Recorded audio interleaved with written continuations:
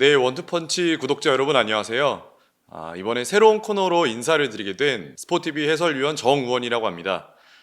이번에 이제 정우원 인사이트라는 코너를 진행을 맡게 됐고요. 정우원 인사이트 같은 경우에는 해외 축구 관련된 콘텐츠를 다루는 그러한 코너가 될 것으로 생각이 되고 있습니다. 물론 원투펀치에서 많은 해외 축구 콘텐츠를 다루고 있지만 전술 분석에 관련된 콘텐츠라든지 아니면 프리미어리그를 제외한 나머지 리그들에서 조금 더 돋보일 수 있고 조금 더 부각이 될 수 있는 요소들을 끄집어내면서 이야기를 할 수 있는 자리를 만들어 봤고요. 선수 위주의 설명이 될 수도 있고 그 다음에 팀 단위의 설명이 될 수도 있습니다. 물론 촬영하는 내내 모든 걸 설명드리기 좀 어려울 수 있어도 좀 중요하다고 생각되는 것들 위주로 설명을 드리도록 하겠습니다. 본격적으로 이야기를 하기 전에 저희 영상에 후원을 해주고 계신 백진삼 광고 영상 보고 오도록 하겠습니다. 여러분, 100년 된 산삼 드셔보셨나요? 지금부터 놀라운 이야기 들려드릴게요. 바로 건강식품계 에르메스라 불리는데요. 30년 산삼 연구의 진심, 프리미엄 건강식품 브랜드 백진삼입니다. 백진삼은 귀하고도 신비로운 100년 된 산삼의 DNA를 99% 복제해 현대기술로 재현해낸 브랜드입니다. 백진삼 섬기력은 한마디로 활력이 필요할 때 미친 회복. 여러분, 딱 7일만 드셔보세요. 품질에 대한 자신감으로 7일 이내 효과 없을 시 100% 환불까지 가능합니다. 직접 경험해보시기 바랍니다. 네, 오늘은 일단 첫 번째 촬영인데요. 최근에 프리미어리그에서 좋은 모습을 보여주고 있는 팀들이 여러 팀들이 있습니다.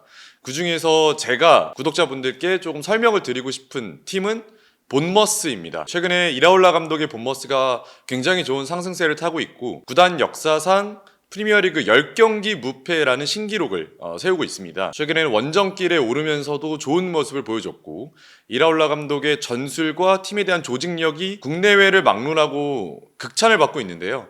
그 부분에 대해서 조금 더 디테일하게 파헤쳐보는 시간을 갖도록 하겠습니다. 본머스가 이번 시즌 왜 강한가에 대해서 설명을 드릴 텐데요. 첫 번째로 본머스라는 팀은 챔피언십과 프리미어리그를 좀 오가고 있던 팀이었는데요. 확실히 에디아우 감독이 이끌게 되면서 프리미어리그에 안착을 했고 게리 오닐 감독을 거쳐서 현재 이라올라 감독 체제로 완벽하게 돌아섰습니다. 이라올라 감독은 이제 라리가 그리고 스페인 바스크 감독 출신으로서 라요 바예카노에서 좋은 모습을 보여주면서 라리가에서 신드롬을 일으켰었고요. 프리미어리그의 지난 시즌에 안착을 하면서 본인의 컬러를 본머스에 녹이기 시작했습니다. 라요 바예카노 시절에 이라올라 감독은 압박에 대한 부분이 굉장히 좋았었는데 이러한 부분은 지표로도 아주 잘 나타났었습니다. 특히나 라리가 내에서도 압박 강도로 거의 최상위 수치를 찍어낼 만큼 조직화된 압박을 잘 보여줬고 이로 인해서 라요 바예카노의 돌풍을 또 일으켰었는데요. 이런 부분을 눈여겨보고 있었던 본머스가 라요 바예카노에서 좋은 모습을 보여주던 이라올라를 데리고 본머스로 오게 되었습니다. 사실 지난 시즌 게리 오닐 감독이 본머스를 이끌 것으로 예상이 많이 되고 있었습니다만은 게리 오닐 감독이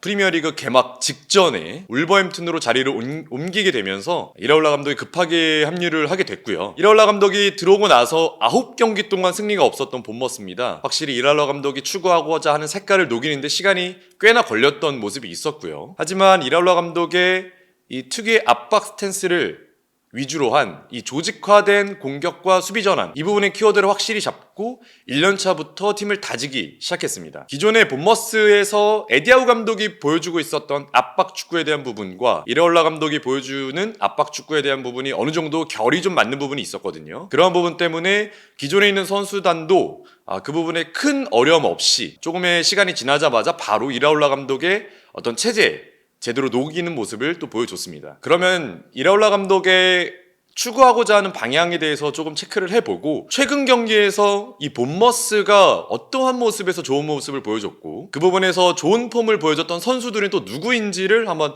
간략하게 체크를 해보는 시간을 갖도록 하겠습니다. 일단은 본머스 같은 경우에는 이라올라 감독이 들어오고 나서 가장 우선시하는 게 직선적인 압박인데요. 이라올라 감독이 압박 스탠스가 굉장히 좋다는 부분을 앞서서 말씀드린 것처럼 전방에 강한 압박의 태세를 갖추면서 1대1 대인마크를 하는 방식을 지난 시즌부터 보여줬습니다. 그리고 내려앉을 때는 한 명의 숫자를 미드필더 숫자를 밑으로 내리면서 5백까지 만들어주는 어떻게 보면 지킬 수 있을 때 지켜주는 패턴까지 보여주면서 지난 시즌에도 본머스 역사상 최고의 승점 차를 만들어냈습니다. 현재 프리미어리그에서 리커버리 1위 본머스입니다.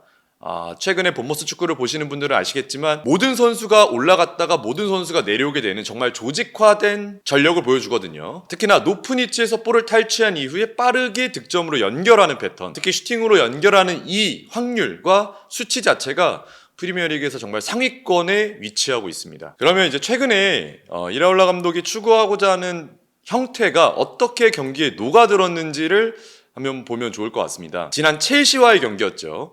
첼시와의 경기에서는 사실 콜 파머의 선취골이 터지면서 본머스가 원정에서 꽤나 어려운 모습을 보여주었습니다. 특히나 전반전에 제임스 힐 선수가 오른쪽 풀백으로서의 부상이 발생하게 되면서 그 오른쪽 풀백에 공백이 발생하게 됐고 그 자리를 이제 미드필더로 뛰고 있던 루이스 쿡 선수가 내려오면서 포백을 구축을 하게 됐거든요. 첼시전 같은 경우에는 본머스의 라인업이 중원에는 디나이센과 자바르니의 합으로 나왔고 왼쪽에는 이제 케르케즈 그리고 오른쪽에는 제임스 힐 선수가 나왔습니다. 그리고 중원에는 루이스 쿡과 타일러 아담스 그리고 라이언 크리스티의 중원 조합으로 나왔습니다. 그리고 세메뇨와 당고아타라 그리고 브룩스 선수의 3명의 공격 조합을 나왔는데 확실히 이렇게 됐을 때 중원에 있는 3명의 활동폭이 굉장히 중요해요. 본머스 같은 경우는 앞서 말씀드린 것처럼 이 선수들이 다 같이 올라갔다가 다 같이 내려오는 조직화된 팀 압박을 보여줍니다. 상대 팀이 어떤 팀이냐에 따라서 다르겠지만 확실히 위치로 올라갈 때는 모든 선수가 동일하게 같이 위치를 바꾸면서 이 간격 자체를 굉장히 디테일하게 유지를 하거든요. 그러다 보니까 센터백들 자체도 높은 위치 하프라인까지는 아니더라도 이 중원에 있는 미드필더와 간격 자체를 굉장히 잘 유지를 해주는 형태를 보여줍니다. 이런 것들 역시도 지난 이제 게리 오닐 감독이 있었을 때의 4-2-3-1 형태 혹은 4-3-3 형태와 조금 다른 부분이에요. 게리 오닐 감독의 형태는 조금 더 간격이 멀게 구축이 되었던 부분이 있었다면 이라올라 감독은 확실히 선수단의 간격 자체를 1순위로 유지합니다. 간격이 1순위로 유지가 된다는 것은 무슨 말이냐면 결국에는 팀 압박 자체를 가져갈 수 있다는 겁니다. 이렇게 됐을 때 팀 압박이 전방으로 같이 올라갔다가 같이 내려갈 수 있는 그런 안정화된 형태를 보여준다는 거고요. 이제 이러한 상황에서 첼시전 실점 장면에 대해서 제가 말씀을 드리도록 하겠습니다. 전반전의 실점 장면에서는 이번 시즌 본머스가 그리고 이라올라 감독의 축구에 약점이 드러났습니다. 자, 전반 13분에 터졌던 이제 콜 파머의 득점을 보게 되면 여기서 이제 니콜라스 잭슨이 볼을 받아주고 뒤로 돌아주면서 주변에 있는 센터백과 중원 미드필더까지 본인에게 끌어당겨주는 역할을 해줬습니다. 그렇게 되면서 디나이센과 공백도 간격도 살짝 멀어졌었고 근데 이 사이에서 잭슨이 이거를 돌아서는 데까지 성공을 했고요. 이렇게 되다 보니까 잭슨은 이미 가속도가 붙은 상태에서 돌아서게 됐고 사실 이 부분은 또 잭슨 선수의 장점이기도 합니다. 순간적으로 붙었던 자바르니가 압박에 성공하지 못하게 되자 순식간에 뒷공간이 크게 벌어졌던 장면이 있었거든요. 이렇게 됐을 때 결국에는 디나이센과 자바르니 나이가 굉장히 어린 센터백들로 구축이 되어 있고 발이 그렇게 빠르지 않은 센터백들로 구성이 돼 있다 보니까 뒷공간으로 넘어갔을 때 리스크가 발생하게 됩니다. 본머스의 첼시전에 지속적으로 나왔던 약점이었죠. 그런 부분에서 파머가 안쪽으로 들어갔고 잭슨이 프리한 상황에서 안쪽 패스의 길을 연결해줬다 보니까 파머 선수는 센터백과 풀백 사이 공간으로 침투를 하는 아주 좋은 움직임을 가져갔었고요. 이렇게 됐을 때 이제 디나이센 같은 경우에는 등 뒤에서 선수가 오다 보니까 정확하게 시야를 놓치는 장면이 있었습니다. 결국에는 박스 안까지 너무나도 편하게 들어갔고 파머의 간단한 마무리로 본머스의 실점 장면이 나왔습니다. 이러한 장면은 실점으로 연결이 됐던 장면이 단 한 장면만 있었을 뿐이지 후반전에도 유사한 장면이 있었습니다. 센터백들과 니콜라스 잭슨이 같은 라인에서 구축이 되어 있는 상황에서 다이렉트하게 뒷공간으로 볼이 떨어졌을 때 잭슨 선수를 놓치는 장면이 한두 차례 있었거든요. 그 자리에서 결국에는 파울까지 내어주게 됐던 이 본머스의 수비진 라인입니다. 그리고 이제 두 경기를 저희가 정리해서 말씀드리는데 이라올라 감독의 전술 형태와 판단에 대한 부분이 두 경기에서 모두 나옵니다. 즉 어떤 말씀을 드리는 거냐면 첼시전 전반전과 첼시전 후반전 그리고 뉴캐슬전 전반전과 뉴캐슬전 후반전의 형태가 모두 다르게 나옵니다. 이 말은 즉즉 팀에 대한 조직화가 완성이 되어 있고 이것을 감독이 원하는 형태로 구현이 가능하다는 부분이고요. 상대의 맞춤에 따라 상대성에 따라서 조직화된 압박과 어떤 내려앉았을 때 로우 블록을 형성하는 이 패턴 자체도 자연스럽게 구사할 수 있는 수준이 된다. 그만큼 본머스의 조직력이 완성도가 높게 올라가 있다는 것을 말씀드립니다. 첼시전 전반전 같은 경우에는 높은 위치로 압박을 가져가지 않았습니다. 첼시 같은 경우는 이날 베스트 라인업에서 나왔지만 카이세도가 인버티드 형태를 띄기 위해서 오른쪽 풀백으로 출전을 했습니다. 카이세도하고 라비아 형태로 허리를 만들어주게 되고 센터백이 이렇게 퍼지게 되면서 쿠쿠레아의 왼쪽 스토퍼 형성이 됐죠. 오른쪽은 이제 아첸퐁 나왔고 가운데는 리바이 코릴이 나왔습니다. 그래서 후방에 3위 빌드업 형태를 만들었던 첼시인데 본머스 입장에서는 첼시의 후방 빌드업의 퀄리티가 좋은 카이세도하고 라비아 그리고 왼쪽 스토퍼에 쿠쿠레아가 있다 보니까 높은 위치로 압박을 가져가지 않았어요. 그러다 보니까 낮은 위치에서 약간의 들어올 수 있는 공간을 막아주고 첼시가 자랑할 수 있는 파머 그리고 엔소가 메잘라에서 활약을 해줄 수 있고 이 선수들이 수비 라인과 미드필더 라인 간격 사이로 들어오는 형태를 굉장히 많이 보여줬기 때문에 이 간격 사이를 막아주는 것에 대한 판단을 했습니다. 그러니까 미드필더와 수비 간격이 보다 좁게 형성이 됐고요. 이렇게 됐을 때 보다 볼을 뒤에서 조금 쉽게 돌릴 수 있었던 첼시였습니다. 전방 압박을 하지 않은 상태에서 본머스는 역습에 대한 부분을 기다리고 있었고 불운하게도 여기서 제임스 힐 선수가 전반전에 부상으로 빠지게 되면서 클라이베이트 선수가 들어오게 됐어요. 클라이베이트 선수가 들어오게 되면서 루이스 쿡 선수가 오른쪽 풀백으로 위치를 바꾸게 됩니다. 전체적으로 팀에 대한 변경이 있다 보니까 선수들이 이것에 대해 적응하는 데 시간이 좀 걸렸습니다. 그 사이에서 이 중원에서 허리를 담당할 수 있는 선수들이 센터백들만큼이나 밑으로 내려오게 되다 보니까 오히려 이 공간, 미드필더과 센터백 사이 공간이 아예 없어지게 됐고 이 공간에서 파머라든지 엔소 이런 선수들이 슈팅에 대한 부분을 가져갈 수 있는 장면도 꽤나 많이 나왔습니다. 확실히 이런 부분에서 이날 경기가 꽤나 좋았던 니콜라 잭슨이 좋은 모습을 보여줬고 골대까지 맞추는 장면도 나왔었고요. 하지만 이제 후반전에는 본머스가 완벽하게 다른 형태를 구축했습니다. 본머스 같은 경우에는 4-3-3의 형태를 대부분 구축을 하는데 이렇게 됐을 때 클라이베이트 선수가 들어오게 되면은 4-2-3-1의 형태까지도 구축이 되고요. 이날 선발 출전을 했던 브룩스부터 당구아타라 그리고 세메뉴, 클라이베이트까지 이 네 선수의 장점이 뭐냐면 어느 특정 포지션에 국한하지 않고 최전방과 2선을 모두 뛸 수 있는 선수들이라는 건데 이런 부분에서 첼시를 공략할 수 있는 포인트가 생겼습니다. 확실히 높은 위치에서 강한 압박을 이제 시도하기 시작했고 카이세도가 이렇게 되면은 안쪽으로 들어오는 것에 대한 부담이 좀 생기기 시작했어요. 카이세도가 안쪽으로 들어오게 되면 딸려서 들어오게 되고 왼쪽으로 한 명이 나오게 되면은 한 명이 붙어주면서 맨투맨 마크를 한 명씩 붙어주게 됩니다. 확실히 이렇게 됐을 때 높은 위치로 캐릭헤즈에 대한 공격적인 작업도 역시 나올 수 있고 첼시도 선수 연령층이 굉장히 젊은 편이고 본머스도 선수 연령층이 굉장히 젊은 편인데 후반전에는 본머스가 먼저 승부수를 띄운 겁니다. 전방에 대한 강한 압박을 하면서 볼을 빠르게 뺏어내는 것 그리고 높은 위치로 바로 전방으로 연결되는 것에 대한 인터셉트를 걸기 시작했고 이 부분에서 첼시 선수들의 약점이 도드라졌는데 첼시는 공수가 빠르게 전환이 됐을 때 선수들의 수비 형태가 약간 망가지는 모습이 보여졌어요. 결국에는 이 순간에 첼시의 가장 이날 경기의 약점으로 대두될 수 있는 부분 아첸퐁이라는 정말 어린 선수가 선발 출전했다는 부분이었고 이 선수가 센터백 라인에 구축이 돼 있다 보면은 결국에는 본머스 입장에서 이 선수에게 드리블이 좋은 당구와타라든지 아니면 앙투안 세메뉴에 대한 과부하를 걸어줄 수 있었습니다.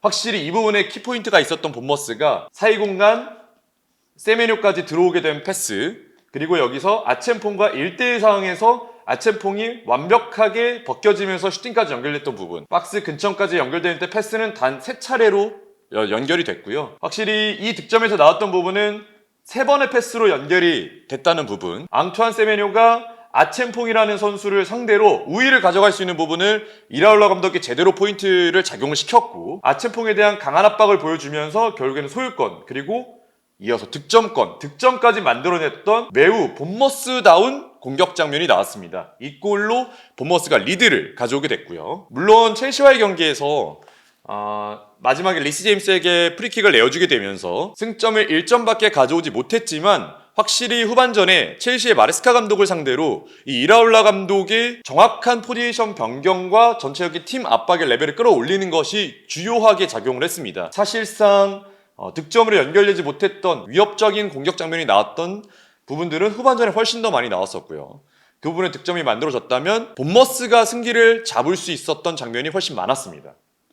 이어서 뉴캐슬전으로 돌아오겠습니다. 뉴캐슬전은 현재 공식 경기 10경기 연속 승리라는 구단의 144년 역사에 도전하고 있었던 상황이었고, 이 상황은 세인트 제임스 파크, 뉴캐슬의 홈구장에서 펼쳐졌습니다. 확실히 본머스 입장에서는 조금 어려울 수 있었던 경기였고, 물론 본머스도 매 경기 패배하지 않고 있다 보니까 본인들의 팀, 구단, 역사를 계속 갈아치우고 있었던 이런 어떤 위대한 업적이 맞물렸던 상황이었는데요. 확실히 에디하우 감독이 최근에 뉴캐슬을 잘 만들고 있었고, 토날리와 기마랑이스에 대한 위치를 변경을 하면서 좋은 모습을 보여줬던 뉴캐슬이다 보니까 확실히 뉴캐슬에 대한 승기가 조금 더 높았던 것은 사실입니다. 보머스는 이날 첼시전과 동일한 라인업을 구축했습니다. 부상으로 빠졌던 제임스 힐이 나왔고, 오른쪽 풀백에는 역시나 루이스 쿡 선수가 미드필더지만 오른쪽 풀백을 띄워주게 됐고요. 교체에 들어온 클라이베르트가 여전히 선발 명단에 이름을 올렸습니다. 보머스가 이번 시즌에 현재 부상자 명단에 굉장히 많은 선수가 포함이 되어 있고, 대부분의 주축 선수들이 부상자 명단에 포함이 되어 있다 보니까 교체 명단에 프리미어리그에 데뷔를 하지 않은 선수들이라든지 아니면 경험 자체가 굉장히 적은 선수들로 대부분 채우게 되었고요. 그러다 보니까 오늘 경기는 이 베스트 11으로 어느 정도 성과를 만들어낼 수밖에 없었던, 너무나 큰 제약이 있었던 이라올라 감독이었습니다. 뉴캐슬은 최근에 흐름이 좋았던 폼을 그대로 선수단에 구축을 했습니다. 덴번이라든지 아니면 보트만 센터백 라인이 구축이 됐고, 오른쪽에는 이제 리브라멘토, 왼쪽에는 루이스 홀 풀백을 두면서 중원에는 뉴캐슬이 자랑하는 기마랑이스, 조엘링턴, 토날리, 이 세 명의 미드필더 구축이 되면서 토날리가 조금 더 밑에 지역에서 활약을 해주고, 조엘링턴하고 기마랑이스가 보다 공격적인 하프스페이스 공간을 침투할 수 있는 동선을 만들어주고, 조엘링턴은 중간에서 싸워주는 역할을 그대로 수행을 해줄 계획으로 보였습니다. 그리고 이날 알렉산더 이삭, 지금 현재 8경기 연속 득점을 올리고 있었고, 이날 득점을 올리게 된다면 9경기 연속 득점을 올리게 되면서 구단 역사상 뉴캐슬 최다 연속골 득점에 또 경신을 하고 있었던 상황이었거든요. 확실히 이날의 포커스가 이 선수 알렉산더 이삭에게 많은 포커스가 되었지만, 결과적으로 말씀드리면 이라올라 감독의 완벽한 전술적 승리가 뒷받침된 완벽한 승리였다고 볼 수 있습니다. 그리고 이날 득점 장면들이 정말 흥미로운 부분이 많았는데요. 일단 첫 번째로는 뉴캐슬 입장에서 오른쪽 리브라멘토에 대한 부분, 그리고 본머스 입장에서는 왼쪽 케르케즈와 앙투안 세메뇨라는 선수의 라인을 활용한 공격 패턴이 굉장히 많이 나왔습니다. 이렇게 됐을 때 오른쪽 윙포드를 쓸 수 있는 제이콥 머피가 케르케즈를 막느라 안쪽으로 들어오게 되고, 케르케즈 동선이 안쪽으로 부여가 된다면 머피도 역시 안쪽으로 들어오게 되겠죠. 뉴캐슬 입장에서도 5백을 구축하면서 안쪽 하프스페이스 공간에 대한 부분을 정확하게 막으려는 시도가 꽤나 많았습니다. 하지만 앙투안 세메뇨가 리브라멘토를 끌어당기게 되자 이쪽 사이 공간이 벌어지는 그러한 형태가 전반전 초반에 바로 나왔는데요. 확실히 이렇게 됐을 때 제이콥 머피, 그리고 한쪽으로 들어왔던 클라이베르트라는 선수가 있었습니다.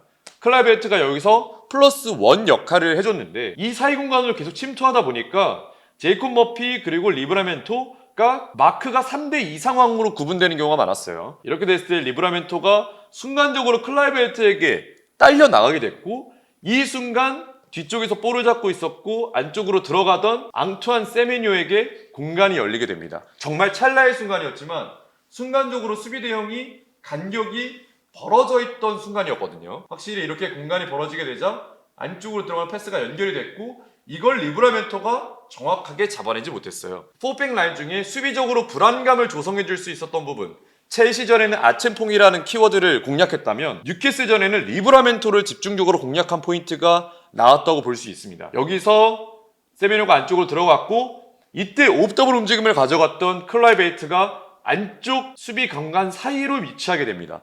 쉽게 말하면 컵백 위치를 잡게 됐고, 이 상황에서 세메뇨는 연결이 됐고 여기서 마무리가 되는 첫 번째 득점 장면이 나옵니다. 본머스 그리고 이라올라 감독 키포인트로 집었던 리브라멘토 쪽, 뉴캐슬의 오른쪽 과부하를 걸어주면서 본인들이 자랑할 수 있는 케르케즈, 세메뇨 그리고 클라이베르트의 옵더블 움직임을 활용한 공격이 나왔죠. 자, 두 번째 득점 장면은 후방에서 빌드업 미스입니다.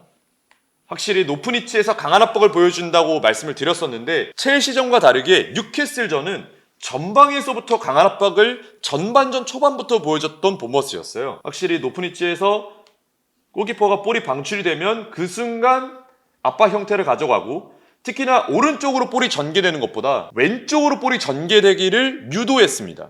이렇게 되면 고든도 밑으로 내려오게 되고 이삭도 밑으로 내려오게 되면서, 이렇게 됐을 때 고든도 안쪽으로 내려오면서 볼을 받아주려고 내려오게 되고 이사까지도 내려오게 되면서 센터백이 등을 든 상태로 센터백을 등을 든 상태로 볼을 받게 되거든요. 니콜라 잭슨은 이 부분에서 돌아서는 장면이 나왔지만 이삭 선수는 이것보다는 이쪽으로 내어주는 판단을 시도했습니다. 근데 이 부분을 본머스 선수들이 알고 있었어요. 그러다 보니까 이라올라 감독의 조직화된 이 중원 라인들이 안쪽 공간, 이 선수와 선수 간격 사이를 굉장히 잘 유지해주는 형태로 유지가 됐습니다. 이 상황에서 반대로 전환돼서 위협적인 장면으로 연결됐던 형태는 전반전에 단 한두 차례 정도밖에 없었고 나머지는 이 위치에서 모두 압박에 성공했던 본머스였습니다. 본머스는 뉴캐슬의 후방 빌드업을 본인들의 오른쪽 그리고 이 지역의 왼쪽으로 과부하를 걸어줬고 여기서 루이스 홀이 강하게 압박을 받게 되자 덴번의 발밑에 대한 오류를 발생시키는 것을 또 타겟으로 삼았습니다. 첫 번째로는 리브라멘토의 수비적인 불안감, 두 번째는 덴번의 왼발의 불안감을 활용해서 본인들에게 볼을 빠르게 탈취하는 방법을 또 시도를 했죠. 이러한 부분에서 계속 후방에서 미스가 나왔던 뉴캐슬이었고 이러한 부분이 위협적인 장면으로 꽤나 많이 만들어졌습니다.